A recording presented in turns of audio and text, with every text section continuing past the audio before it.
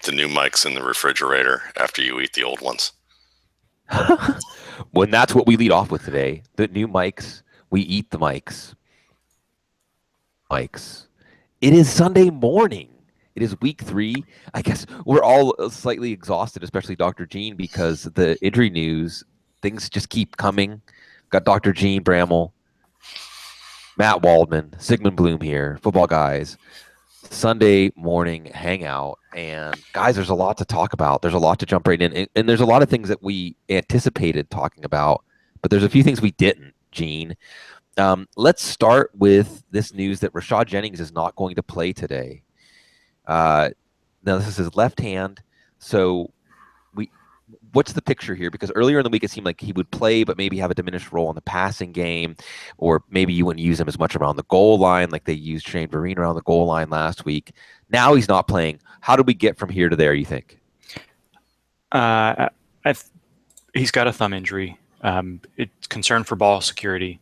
And if they're only going to use him on early downs, or they're only going to use him in certain situations, that telegraphs game planning a little bit. There may be some concern of a setback if that thumb gets tweaked. It's going to be hard to splint that and still allow him to do what he needs to do. So if they try to splint it minimally and he has a setback and it becomes, instead of just a nagging thing this week, a month-long situation, and they don't know what they've got with Paul Perkins yet because he hasn't been used all that much.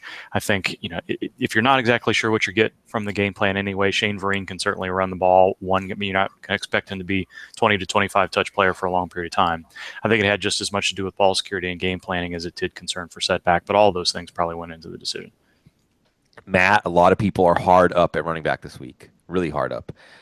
How much does Shane Vereen get in consideration, especially in PPR leagues where he's going to catch the ball to the backfield?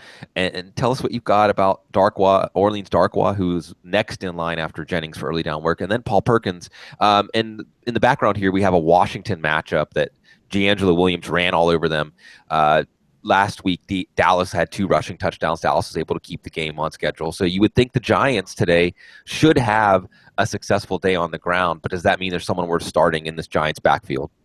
If you're desperate, yes, because obviously what you're looking at here with Shane Vereen is someone who has the ability to find open creases and can get through them fairly fast. So you're hoping for chunk yardage from him. You're probably going to see a lot of 1-2 yard gains, 2-3 yard losses, and then you'll see him break an 8 to 10, 12, 15 yard gain, and then maybe be able to make something out of the backfield as a receiver and maybe get a big play out of that. It just depends on how they scheme it, because they're probably not going to scheme him the way the Patriots do.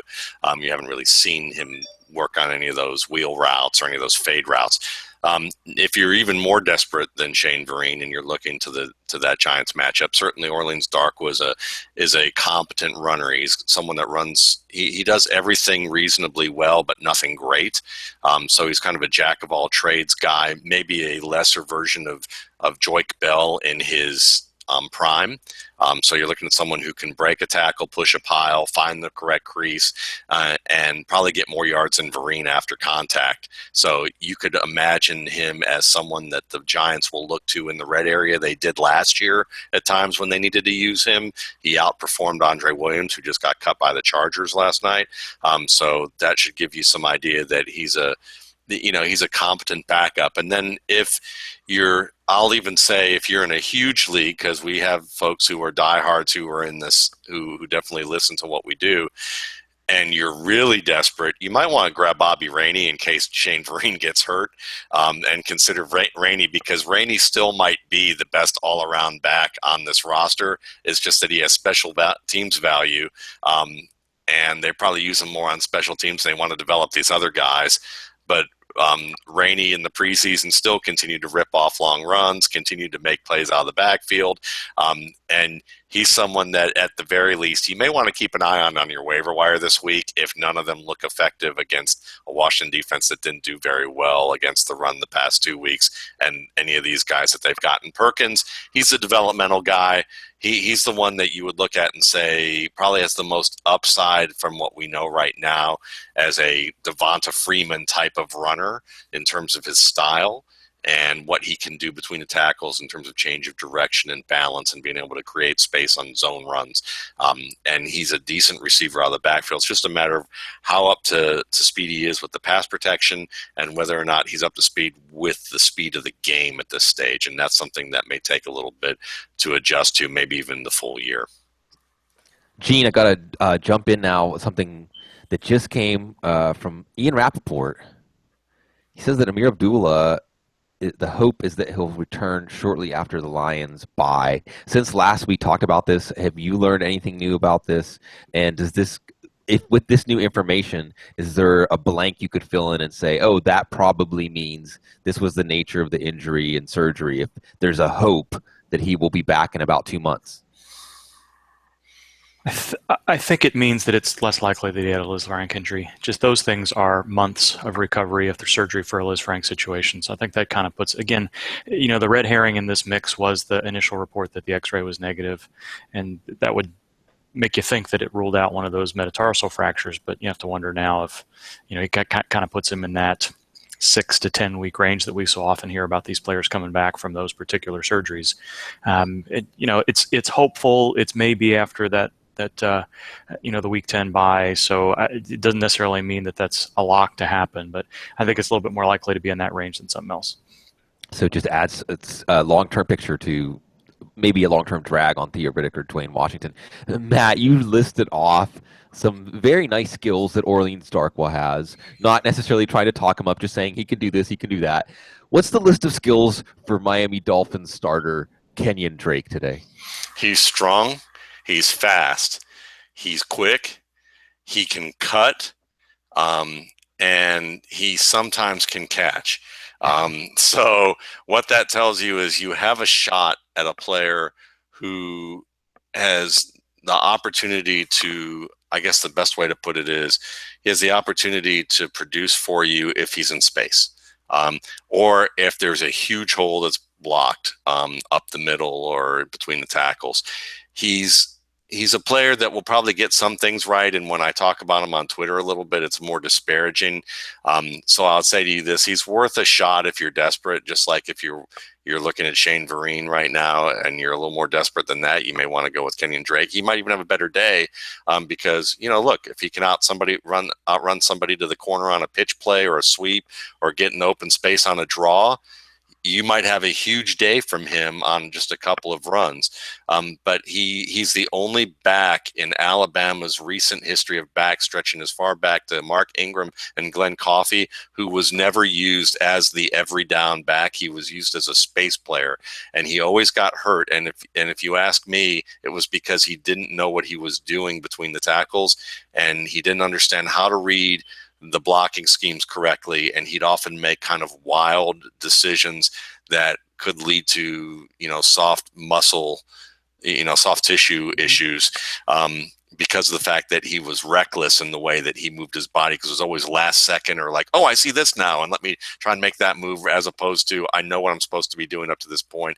This is probably how many steps I normally take. This is the reads I have. It's more like, oh, I just saw something. And so all the instinctive Squirrel. things are there. Yeah, exactly. All the instinctive things are there, but none of the technical acumen is really that strong. And it'll be interesting. That must tell you a lot about Ajay. And I know.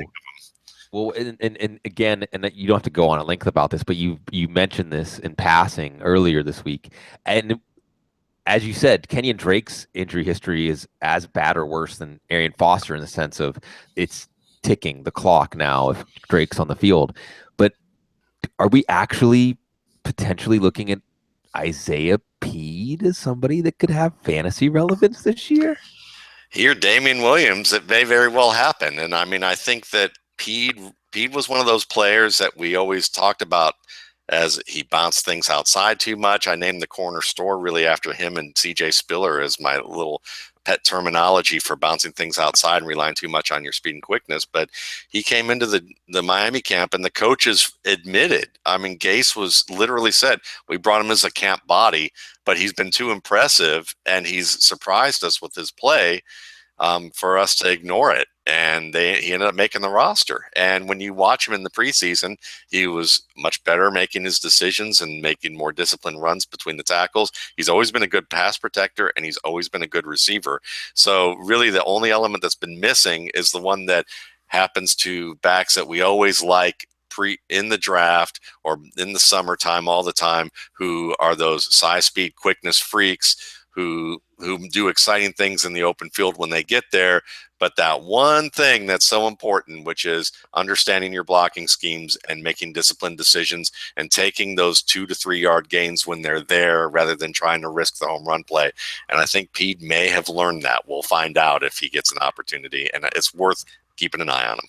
Yeah, well, there's those reports early on that football made him miserable early in his rookie year and having to work up the depth chart and things like that. So again, maybe that career near-death experience and just finding the love of football again. It's going to be interesting. Stranger things have happened. More unlikely stories have happened. You just get that feeling that I peed, maybe free. Gene, Sammy Watkins, man. So it's not good, right? He's not playing this week. That's what the word is from Adam Schefter this morning. Can we possibly spin this as positive for Watkins owners and say, if there is a path to Watkins getting something close to the value you put in when you drafted him, it's rest? Or is that overthinking this? And look, if it's 3 weeks in, 10 days rest, and he's not playing, the writing's on the wall. Yeah, you could spin it that way. I think for the last month, though, everything else has suggested that we should spin it in the opposite way. I don't know what to make of the report that he was stepped on in a walkthrough, how that happened, how severe it was, why that caused enough inflammation and irritation to put him out a little bit longer. Watkins says he wants to play. Rex Ryan sounds like he's fed up with the situation entirely. It's been going on since probably the third week of the preseason, where there's been some concern leading up to the x-ray that he had right around week 1 there. So I would be more nervous about it. I see many more reasons to be pessimistic than optimistic. If we're missing games 10 days after the previous game, regardless of whatever the reason was for it, if you can't get through a practice without, because you're going to get stepped on, you're going to get funny steps, all those sorts of things. If you can't practice despite that, can't get back on the field, then there's reason for concern. All right. Let's also talk, Gene. I want to toss it back to you. Delaney Walker. Game time decision today. Have we gotten any telltale signs where you think he's on the doubtful side of questionable, probable side of questionable, and anything that gives us guidance other than just waiting for the inactives? And if he is active, how comfortable should you feel playing him? Not comfortable. I wouldn't say he's doubtful, but I think he's every bit of a game time decision. I'm wondering if there's something that happened during the treatment process this week where he just didn't respond as well as he hoped, because he was sounded very positive on Wednesday when he told reporters in the locker room, there's no chance I'm missing this game. And then his practice participation didn't sort of go along with that. Friday didn't practice at all. Yesterday didn't sound great. And then this morning we're hearing that he wants to test it in pregame warmups to see where he is. So maybe there's been enough interval healing overnight where he's going to be able to get through this game without too much difficulty. But the way the last 48 hours has gone suggests that even if he's active, he's going to be limited at best. So, Matt, then let's look at this Tennessee-Oakland matchup. Let's say Walker's not playing. Does that mean find a way to get Tajay Sharp in your lineup? This has been an Oakland defense that has hemorrhaged points and yards to New Orleans and Atlanta. Tennessee's not New Orleans and Atlanta, but you can still see that this defense isn't working out the way people had hoped. Carl Joseph will be in today. That could be fun to watch. And Marcus Mariota as a streamer. Again, Matt Ryan, Drew Brees lit up this Oakland defense. Is this somewhere to look because of the matchup, because of how the first 2 weeks went, for players to exceed expectations in the passing game? Oh, yeah, absolutely. And it's one of those. And the reason is when you look at Sean Smith, the cornerback, matched against the best guys, and that's probably going to be Tajay Sharp. And if it isn't him, it'll be Rashard Matthews at times. Both of them have a good chance to be able to beat Smith, and I would say Sharp's the better route runner of the two in terms of man-to-man route running. And that means that if he's matched up with Sharp, Sharp is going to be able to tell some stories that will have Sean Smith lagging behind, and he'll be wide open in areas of the field where Mariota will be able to make some plays with him. I would say that DeMarco Murray might be the best play of them all, because not only is that right side of the Raiders' defensive line weak, and they've had some canyon-sized holes opened on them. Also, the linebackers and in the middle of the field have been, we talk about, weak to the tight end, but they're also going to be weak to running back play. So I would say that I would even look at the tight end, the reserve tight end for the Titans, as someone that if you're really desperate, you know. Could it be, I'm trying to think. Jay Samaro is on their roster. Well, then, yeah, that's a good question. If it's, we're going to. Philip Supernaw? Yeah. It's a good question. Let me look at see. Yeah, I mean, we should see who that's on that feel depth chart real quick. I know, it's exactly. I feel like it's got. I'm hanging out here. Craig Stevens retired. I remember that. Yeah. So I mean, if it's Anthony Fasano, and our good friend Anthony Fasano, and he's a decent play. I mean, he's not going to do anything exciting for you, but he can catch the ball, and we've seen that over the years. He could be one of those 6 for 50, maybe a touchdown that you wouldn't expect, and be a really nice fill-in for you. So, but I would say Murray, with his pass catching ability and what he can do, he's probably the best play. And I'd feel comfortable about Sharp or Rashard Matthews as your third or fourth wide receiver with upside, like capable of having a big day. And same with Andre Johnson. Andre Johnson could be that tight end, really, that Anquan Bolden look, you know. What is going on? We're talking about Andre Johnson and Isaiah Peed. It's only week 3. Well, you know, I mean, it's amazing how that is, but it's fun to look at player. It just tells you also how talented these guys really are, and if they straighten up one thing or they find themselves in a good fit in another, that things could be all right. And you know, saying to Andre Johnson, okay, let's accept the fact that you're no longer an outside receiver, but you're still a monster at catching the football and getting open in zones. We can do something with you in the right spot, and I think that that's what's happening in Tennessee. How worried should we be about Antonio Gates week 4, week 5, week 6? As you pointed out when we talked on Thursday night, he usually plays through these types of things. So what's our concern level, not just past this week? The cynical man would say he's 30x years old and no longer on performance-enhancing drugs and has had multiple lower extremity issues. And once you miss 1 week, you're likely to miss more. You know, guys that really work hard and get back and prove to themselves that they can play in a limited fashion are much more likely to play the following week. We've seen that time and time again. But once you've missed 1 week and you've admitted to yourself that there's an injury that could keep you out for multiple weeks, it's just a little bit easier to miss the following week. The fact that he didn't practice at all, wasn't talking to the media, doesn't seem to be any optimism around this at all. It just doesn't have the look of a low-grade injury that he could come back from within 10 to 14 days. He needs to be practicing and practicing well on Wednesday for this not to look like a 3 to 4 week situation. So, Matt, we've seen over the years, it's a high bar for a rookie tight end. Although, hey, Austin Hooper had some nice downfield catches last for rookie Tennessee relevance. Knowing what you know about Hunter Henry and knowing what we know about the San Diego offense, no Keenan Allen, no Danny Woodhead. Is Hunter Henry? People are scrambling for tight ends now. Is Hunter Henry someone that's on that list? Yeah, he should be on that list. He's someone that can find the open areas of the field reasonably well. He's a reliable pass catcher. He's kind of a Heath Miller type of player in terms of what he's like physically. I think some people compare him to Jason Witten, and I think that's overstating it. But Heath Miller could have been a really fine receiving tight end if he wasn't locked in as the just in case anchor in Pittsburgh all those years. So I would say definitely go for it. It's worthwhile to look at, and I would add that Dexter McCluster, as many people turn their nose up at a guy like that, very well may be worth it. And you may find that the difference between McCluster in Kansas City and in Tennessee is now that he has a borderline great quarterback, if not one of the most underrated quarterbacks, captaining that ship. And he knows this offense. It could really make a difference in terms of him being in the right places and at the right moments. So in that same game, in that San Diego-Indianapolis game, Matt, how how much are you hesitating to play Phillip Rivers now without Allen, without Woodhead, Vontae Davis? Gene, what are we hearing about Vontae Davis today? It looks like he's going to be back.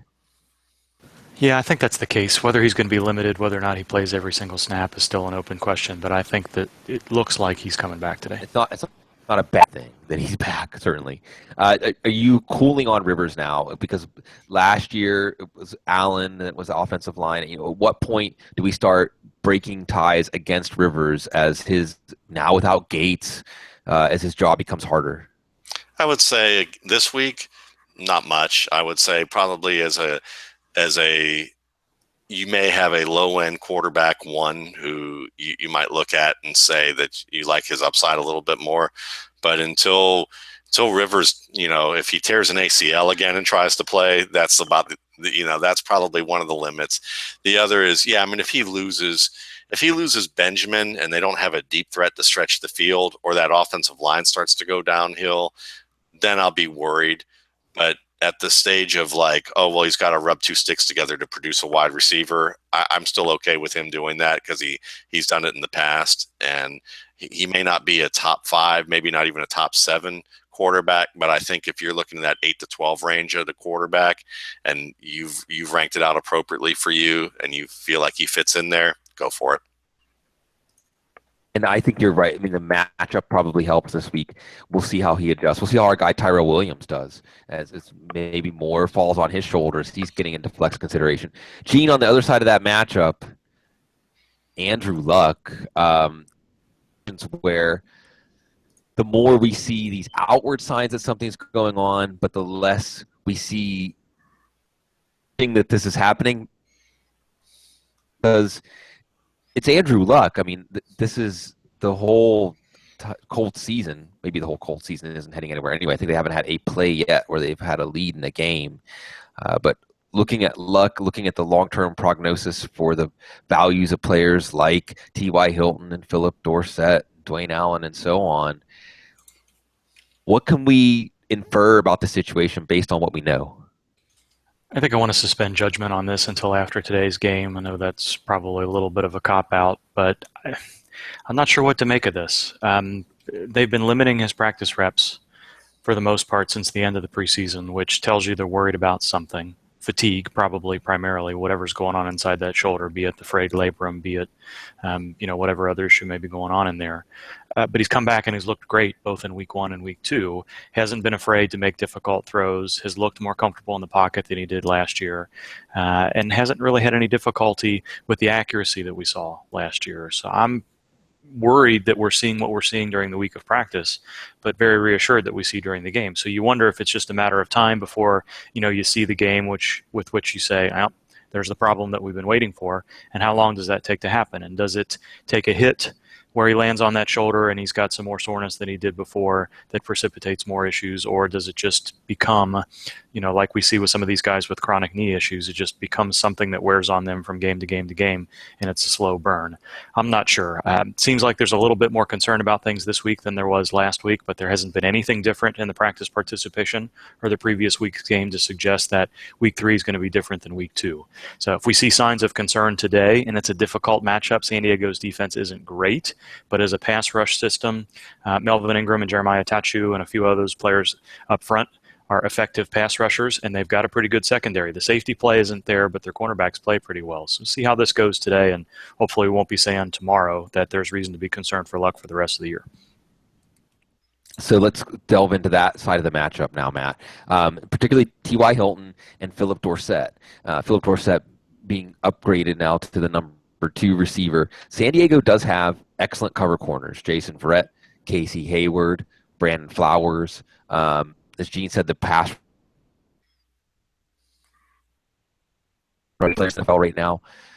Maybe the San Diego matchup, we saw against Kansas City for a quarter and an overtime, they were soft as they had kind of let up. But otherwise, this has been a very rough pass defense. We know Luck might be limited.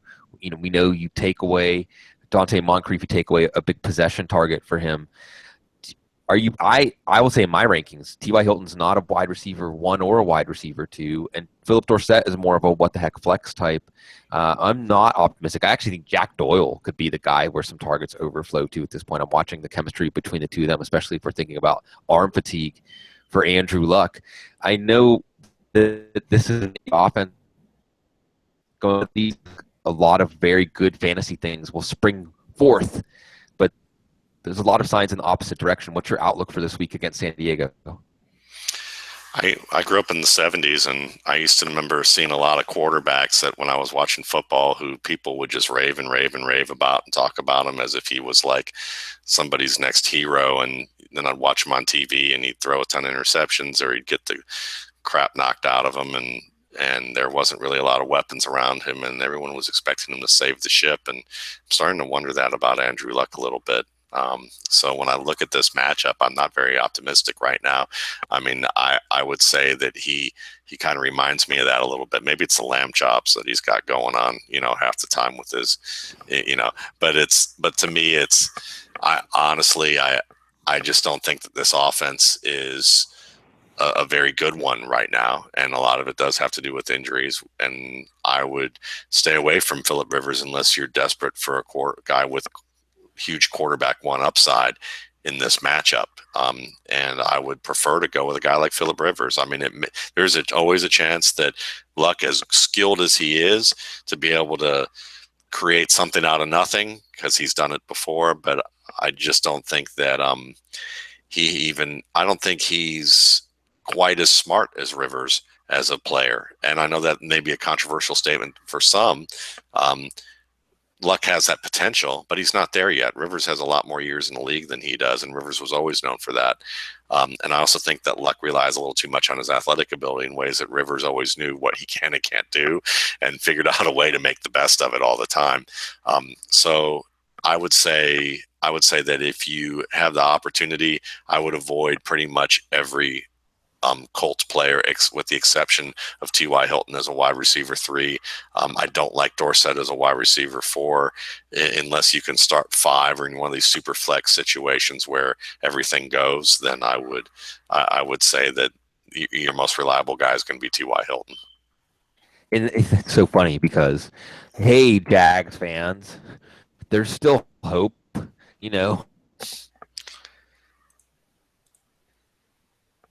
We know Titans fans are still hope. The Colts being installed, we thought whenever Peyton Manning went down, they got Andrew Luck. Oh, now we're just switching over to the Colts having the new quarterback being atop the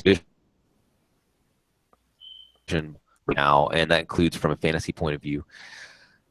Matt, I want you to. This injuries. It's been a somber show. We're just going through injuries and diminished expectation. Not really a story we can tell you. Let's talk about the Seattle offense, and let's see if we can sprinkle in some sunshine here. Not about Thomas Rawls. We'll talk about Thomas Rawls in a second, Gene. But Russell Wilson's feeling better. Maybe there's an argument that Thomas Rawls potentially being out, he's doubtful, so he's probably out. And Kristen Michael being in based on the way they're playing is a positive. Tyler Lockett's okay. Doug Baldwin's okay. We saw San Francisco as a defense live up to that Chip Kelly fantasy goodness where they run their defense ragged because Blaine Gabbert 3 and outs. Is this a breakout day for the Seattle offense? Is this when things get going? Well, Russell Wilson said he's feeling better, a lot better. And if that's true, and it's still an if this week, it's one of those gambles this week, but if it's true, then I think you will. I think that you're going to see, I think they figured out who their running back is, at least for the next 2 to 3 weeks, and that's probably going to be Michael. I think that there were a lot of plays left on the field against the Rams, and it was because Wilson wasn't quite that accurate. They drew some offensive pass interference plays. They also drew some defensive pass interference plays on some long passes where Wilson's throws were just off the mark, but his guys were open. I mean, and his guys included Lockett, who actually caught all of his targets that weren't penalized, and Paul Richardson. So I would say that this is an offense that I would I would feel okay with Russell Wilson as maybe as your high end quarterback 2, low end quarterback 1. I would start him over Luck, and then I would also feel good about um, about Kristen Michael as a running back 2, who's going to have big upside for you. And I think that Doug Baldwin will be fine. I mean, I think he's more of a wide receiver 2 at this stage, and if you're really, if you're going to pick Dorsett or Paul Richardson, to be honest with you, um, a lot of people own Dorsett, and most people don't own Paul Richardson. But I would keep an eye out on Paul Richardson because they continue to go to him, and he's continuing to make pretty decent plays. So I feel good about this offense. I feel like it's not, don't have huge expectations for them, but I do think that Russell Wilson can give you probably a 250-yard day, maybe a couple of touchdowns. He may not still be running at the level that we expected, but he may be able to do some magic for you in the red area and get a rushing touchdown. And I think that this rushing defense in San Francisco could be bad enough to give up 80 to 100 yards to Michael. And so if that happens, that opens up this offense in a lot of ways. Yeah, I think Michael, it's the same thing as Rawls last year, right? Where the offensive line was so terrible for Marshawn Lynch, and then Rawls comes in, he lights it up. This year, yeah, the offensive line is a work in progress. Russell Wilson is working through an injury, and Kristen Michael still looked great in each of the first 2 games. And we have to remember, last week, what did the Carolina Panthers put up, like 40, 43 points or something like that on San Francisco? That was with 4 turnovers. Seattle's safer with the ball because it's the 3-and-out, 3-and-out, 3-and-out. I still think we're going to see Colin Kaepernick very soon. I think that this will be the week that Chip Kelly says, yeah, this isn't going to work. And Chip Kelly is not going to back off of his tempo in his system. So I do think you're going to see Seattle really be able to take advantage of a tired San Francisco defense the same way Carolina was last week. Gene, let's fill in the blanks or as much as we can on Thomas Rawls now, because Pete Carroll was A, vague, and B, obviously overly optimistic about Rawls earlier this week. This is all trended in the wrong direction. Like Matt said, this looks like maybe the running back for the next 2 or 3 weeks with Kristen Michael. Would you feel comfortable saying that? I don't know if I'd say next 2 or 3 weeks. This could be one of those things where it's just a tough contusion, just takes a little bit longer to heal. Not too worried about that. I think we'll know if Rawls is not practicing on Wednesday, 10 days after the injury, then we've got to be worried. Really quickly to go back on Amir Abdullah, haven't seen it reported specifically on Twitter yet, but there are some secondhand reports that I'm not watching the pregame shows.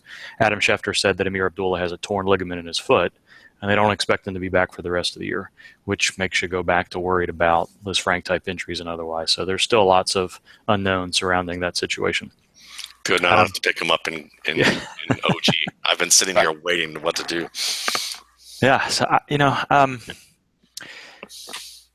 I'm with Matt on that. I mean, mostly on the likelihood that the Seattle offense breaks out today, and that's mostly because the San Francisco defense doesn't have what Los Angeles and Miami had, which is a pass rush that can chase and pressure Russell Wilson consistently in the pocket. Although Seattle's offensive line really hasn't improved that much, I think where that offense has struggled is difficulty getting the run game going against a pretty stout front 7 in both of those situations, and a pass rush to keep those defenses from stacking the box, being honest, that sort of stuff. And, you like Eric Armstead, you like DeForest Buckner, Devorah Bowman's a great player. They've got some guys that can do okay from the outside, and it's a division game, so they know how to game plan against each other. But I don't see Russell Wilson being pressured in the same way. Lots of those guys were on the injury report, but it looks like Baldwin's healthy, Lockett's healthy, Michael is healthy, so the loss of Rawls is not a huge issue. If the Seattle offense at home in this particular situation with how quickly Chip Kelly wants to play, they may get 70 offensive plays today. If they don't break out today based on the volume and the matchup, then there's clear reason for concern, injury or otherwise, going forward.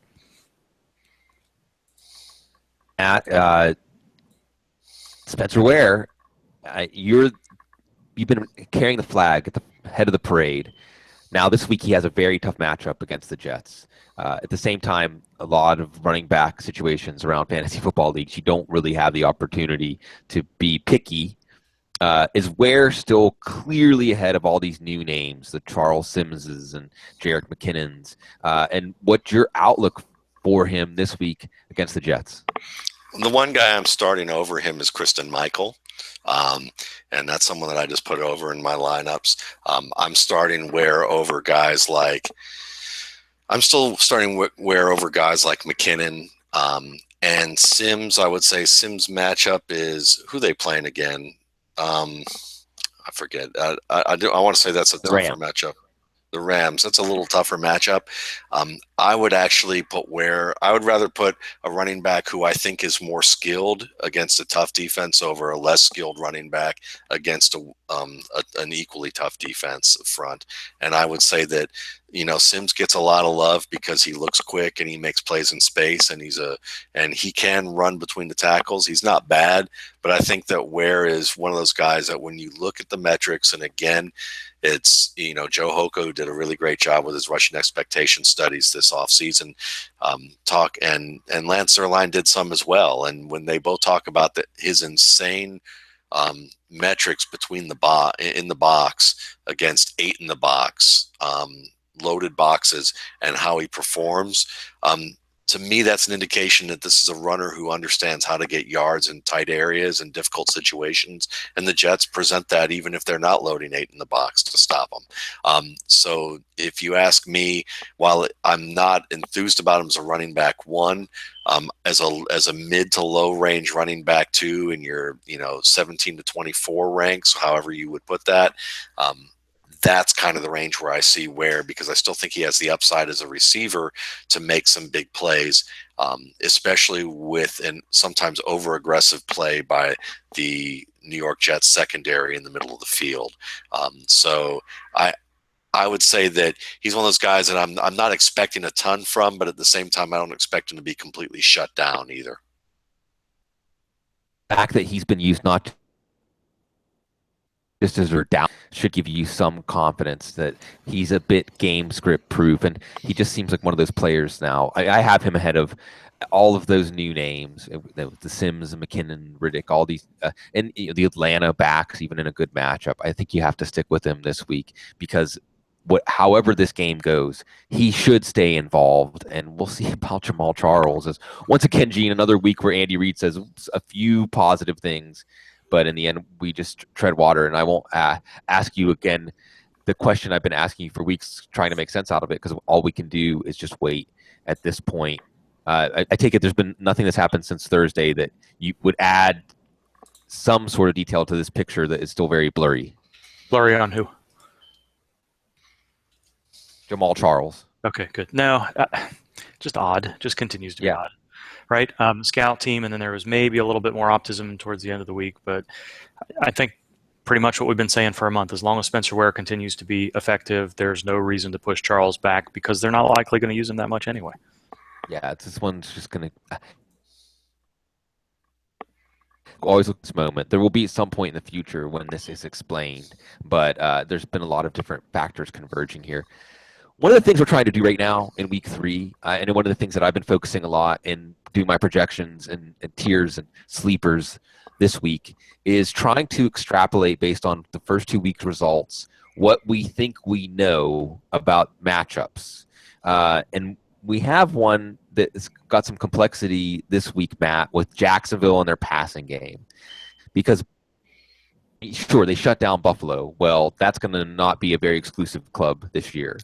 And yeah, they came back to beat Cleveland, but that was after they hurt Josh McCown. In the first quarter, they did anything. The Baltimore defense was a red carpet for the Cleveland offense. Now, Jacksonville's got some injuries on the offensive line today. Kelvin Beacham's out. Brandon Linder's out. So there's some uphill battle for them. They were successful against Green Bay to the point where the NFL said, sorry, there are a lot of penalties that we should have called pass interference penalties. They weren't successful against San Diego. We've talked about San Diego as a defense maybe we underrated. But looking at players like Allen Hurns, Allen Robinson, Julius Thomas, Blake Bortles in the mix at quarterback. There's some signs here that Baltimore is a vulnerable pass defense. But there's also some signs here that Jacksonville is weakened, and Jacksonville is trending in the wrong direction coming out of San Diego. They are going home for this one. We're trying to tell the Jags fans, hey, things going in the wrong direction for the Colts, things going in the wrong direction for the Texans. You know what you got with the Titans. This could be a game where things turn around for them. And in hindsight, they maybe were the better team, or certainly there are a lot of ways you could tell a story that they could have beaten the Packers and it wasn't their fault. For fantasy, are you putting trust in this Jacksonville pass offense today, despite some of the things that are trending against them? If I have to, yes. And I would say that the storyline that I tell myself when it comes to making tiebreaker decisions, it's that the difference between McCown and Blake Bortles is that actually Blake Bortles is very good at avoiding pressure in the pocket and extending plays. He gets hit a lot, he gets sacked a lot. And some of that may be his problem. A lot of it is usually the lines issue, and he's going to have some of those plays. But he's also going to be able to find a way to flush from one side to the other. And who are the receivers that you look at on that team who are good at being able to create and improvise and be on the same page? Well, Allen Hurns is one of those guys. Leads that list. I would say that Allen Robinson is also on that list.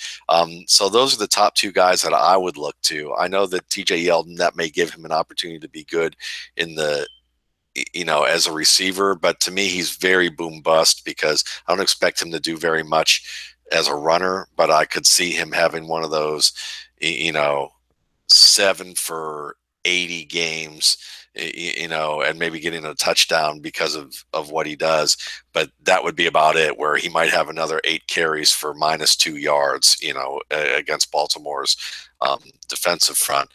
But to me, it's Allen Hurns, Allen Robinson, maybe Julius Thomas, but I think that Hurns and Robinson are probably a little bit more matchup proof than Thomas, even though I don't think Thomas is a bad play.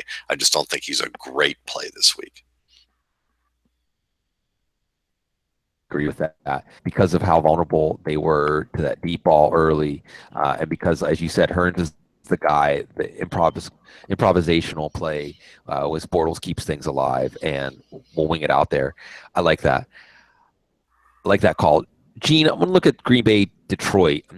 I want to ask, is it possible to overstate the importance of Iziki Ansah and DeAndre Levy being gone? I know that we talked about this on the couch with Paul Charchian, that even though Aaron Rodgers has had 2 decent fantasy days, it's mainly because he's gotten rushing touchdowns. But if you've watched Rodgers, it's the same sort of out of sync, really having to summon up everything he has just to move the offense that we saw last year. That quarterback, without Ansah, without Levy on the opposition, going home to Lambeau, is this a big celebration for Aaron Rodgers? And is this one of those weeks that everything feels like we can relax? It is okay for the Green Bay offense.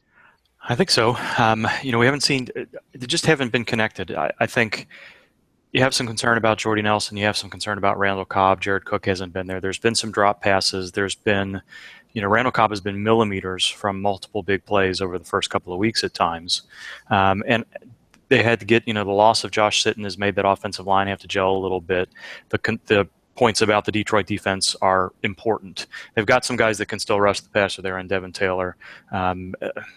Wallace Gilberry maybe a little bit too, although he's kind of a situational guy. But this sets up perfectly for that defense to struggle with Levy out. They've got. It looks like they're going to have Kyle Van Noy today. Last week they were playing a defensive end as an every down linebacker. It's just a terrible situation. You hope that they've been able to get together whatever they needed to get together, the Packers offense, in practice this week, because it could easily be a 4 or 5 touchdown week. So on the other side of that matchup, Matt, I want to give you the opportunity to give me your fantasy outlook, because Latroy Guyan's out. Gene, would you say Guyan's their best run defender on the defensive line for the Packers? A material difference with him out. Yeah, I think so. We'll see about the rookie Kenny Clark. He's going to get a lot more action here. So there's a possibility for Detroit to establish the run.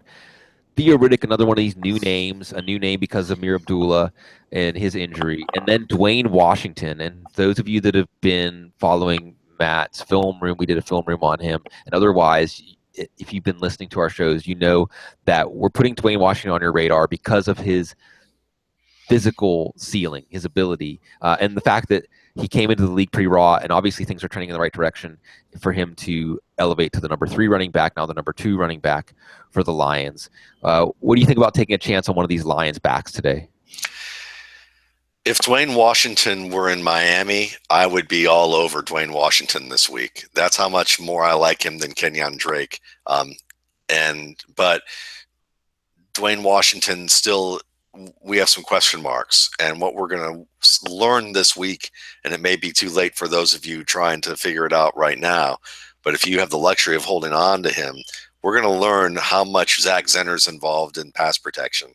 If Zach Zenner is the guy on third down or on passing downs, blocking, and we don't see any Dwayne Washington out there blocking for Matt Stafford, or he really stinks at it, we won't be talking about Dwayne Washington very much, other than maybe as a goal line back at best. But if he's out there and he's making plays on third down and not with the ball in his hand, there may be reason to get more excited about him, because he's exceeded expectations to me at this stage that he even made a team. Because there really were issues about him being able to take the exchange correctly with the quarterback, knowing how to run routes out of the backfield that weren't wide receiver routes. He looked lost running like wide routes and flat routes. The ball would come over and he just looked like one of those little kids in little league games who are like looking for the ball everywhere and just looked completely uncoordinated, when he was a former wide receiver and looked great on those deeper plays. So to me, I mean, he's a real long shot of a lottery pick that you're looking for to deliver something for you in the red area, and he's probably going to get a couple of chances like that.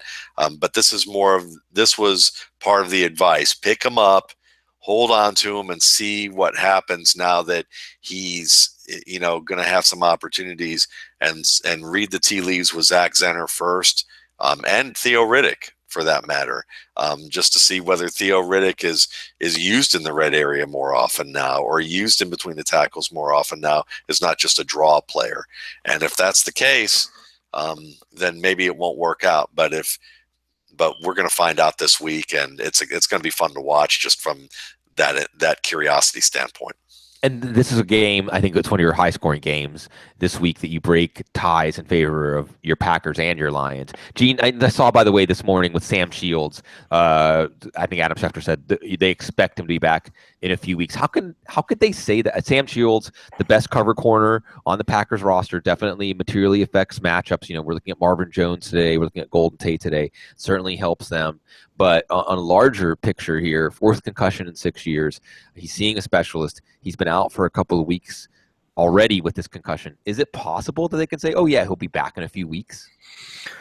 Only if most of his symptoms, only if all of his symptoms are gone at this point. Otherwise, if he's still continuing to have symptoms, as we said so many times, it's hard to predict when those go away. So if his symptoms have resolved and they're just choosing to be cautious because of his history, then that would make some sense. But there's no way to know that for certainty. So you would like to see him start, maybe to get some limited practices in, so that we can see that he's reconditioning with the plan that he'll return. But I think it's more likely. I think you should probably consider him indefinite at this point rather than month to month. Yeah, and we'll see whether Ladarius Green matches that picture, or it really was the ankle. I don't know. Well, but that's something we'll have to tune back into. That's Gene. Besides all these new things that pop up and all these injuries we have to contend with, there's still Dion Lewis, there's still Ladarius Green, there's still all these situations hanging out there. So we are going to keep all the plates spinning. We're going to keep on top of this. Another spinning plate today, Gene. We don't want it to crash and break. Brandon Marshall. Now, the report is a snap count. How many notches are we moving him down? How much more reluctant? Or I'll just put it this way. If you have Quincy Enunwa and Brandon Marshall, does that give you the go-ahead to play Enunwa over Marshall today in the late game against the Chiefs? Eric Decker is there too, and he's gotten healthier as the weeks progressed. My feeling is we've seen Brandon Marshall play through difficult injuries and play effectively through difficult injuries in the past. So if he's not been able to get back to practice over a 10-day period, even though he's saying he wants to play, he's recognizing that he's a game-time decision. He's recognizing that he's not fully healthy yet. This feels like an injury that most people wouldn't play through, but Marshall is going to play through. And if we're already hearing limited snaps, we're talking Marcus Peters. I think there's going to be some rain in Kansas City, so there may be some faulty footing out there, which isn't going to help his knee or foot, whatever's going on with his foot either. Just sounds like a terrible setup for somebody that would ordinarily get 8 to 12 targets. If you cut that in half at best, you're looking at 3 to 5 targets. Marcus Peters, multiple other receivers there. Yeah, I think if the choice was between Enunwa and Marshall today, I'll take Enunwa because I think his floor is a little bit higher. Marshall goes in that category that we say so often that but that's, you see what happened with Rob Gronkowski on Thursday too. You just don't know what limited high leverage snaps means and how effective those things are. Every once in a while you get a Jimmy Graham game where he gets 3 targets and 2 touchdowns and 15 snaps, but more often than not you get what we've seen from Rob Gronkowski and others in the past. So I think I'd be looking to avoid him. Hope he gets out of this game healthy and be ready to use it next week. We're watching something, by the way, about protesters potentially trying to keep uh, people from getting to the Panthers game in Charlotte. But so I'm getting some questions on my Twitter about, should we be worried about playing our Panthers and our Vikings? But the teams have arrived in the stadium, and this is a situation like we have not seen before. So we'll stay tuned in this one. But the teams being there, the NFL generally, I think, is going to err on the side of getting these games played than having to reschedule them. So we'll watch that situation. Gene, another situation we're going to watch is Willie Snead tomorrow night, and we're going to have to go into this one kind of blind. I mean, if you have Michael Thomas, that's great. If you have a flex, maybe someone like Jacob Tammy, Kobe Fleener, Travaris Cadet, or something like that. There are possible hedges, but really you're going to have to go into this one Monday night. Snead is a game time decision. And unlike Brandon Marshall, we don't have a long history of Snead being on the injury report, limited practice and playing, and how he's looked playing through injuries. We know that toe injuries can be something that we don't want to mess with. So knowing that we're going on incomplete information here, what's the best advice we can give folks that are weighing Snead against somebody that's playing today? That we have no idea.